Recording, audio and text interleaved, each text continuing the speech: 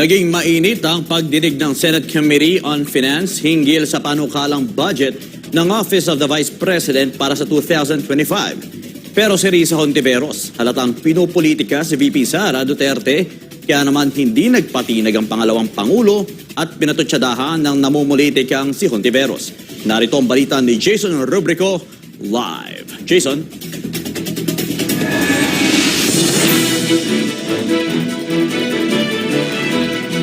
Franco, magandang gabi. Nagkainitan nga si Vice President Sara Duterte at Senator Risa Hontiveros sa pagdinig ng Senado sa panukalang 2025. Sa pagdinig ng Senate Committee on Finance hinggil sa proposed 2025 budget ng Office of the Vice President, dinepensahan ni Vice President Sara Duterte ang mga programa ng OVP na paglalaanan ng budget. Naglaan ang Department of Budget and Management ng 2.3 billion pesos para sa OVP sa ilalim ng 2025 National Expenditure Program.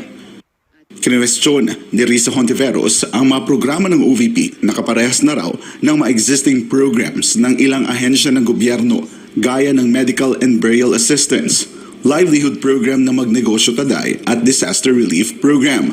Pero ayon kay VP Sara, ang mga nasabing programa ang mga paunahing hiling ng mga Pilipinong humihingi ng tulong sa kanyang tanggapan. Totoo po, merong mga ibang local government units at ibang national government agencies na ganito po ang kanilang programa. Pero po, nung ako ay umupo as a Vice President, I took an oath, and doon sa oath, I said that I will do justice to every man. So hindi po kami pwedeng humindi sa mga tao na humihingi ng tulong, lalong-lalo na ay kaparte ng gobyerno ang Office of the Vice President. Tinanong ni Hontiveros kung okay lang ba na ilaan na lamang ang hinihinging budget ng OVP sa mga line agencies at doon na lang mag-request ng allocation ang tanggapan ni VP Sara. Sagot naman ng pangalawang Pangulo, bakit pinupolitika ang mga financial assistance? Halimbawa na lamang aniya ang mga ine-endorso ng OVP para sa Assistance to Individuals in Crisis Situation o AICS ng Department of Social Welfare and Development. Kapag meron po kaming nire-refer o binibigyan ng endorsement ng AICS sa DSWD, kadalasan po nasagot sa amin ay hindi pwede dahil galing yan sa Office of the Vice President at kalaban yan. Minsan po, totoo yan na pupolitika ang assistance para sa ating mga kababayan.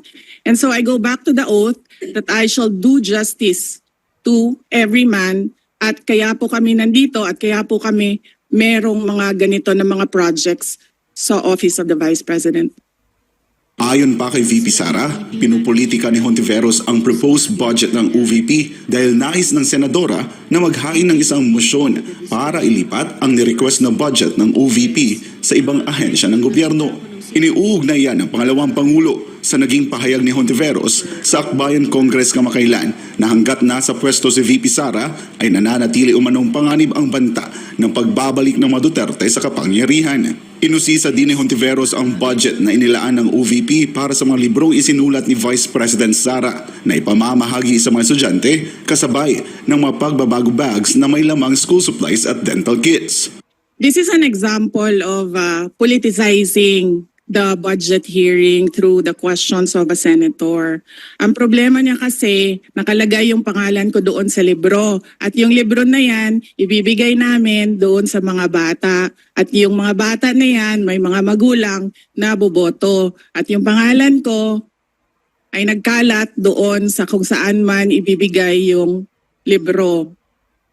Hindi raw nagustuhan ni Hontiveros ang sagot ni Vice President Sara na ayon sa senador ay hindi niya maintindihan ang ugali ng pangalawang Pangulo, punto na ibinalik din ni Vice President Duterte sa kanya.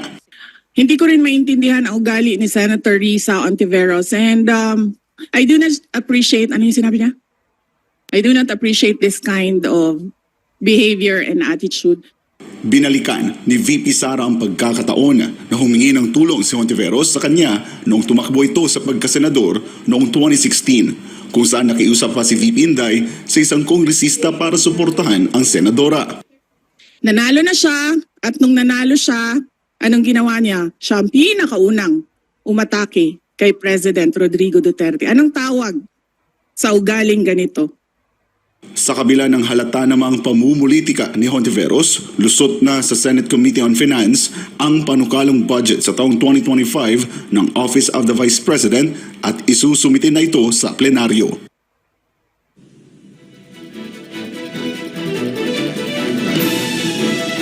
Franco, maliban sa budget ay sinabi din ni Vice President Sara Duterte na napupolitika na rin ang kanyang seguridad. Sa ngayon ay wala ng PNP personnel ang nakatalaga sa security ni Vice President Sara. Nagpahayag naman ang mayorya ng mga senador ng concern ukol dito.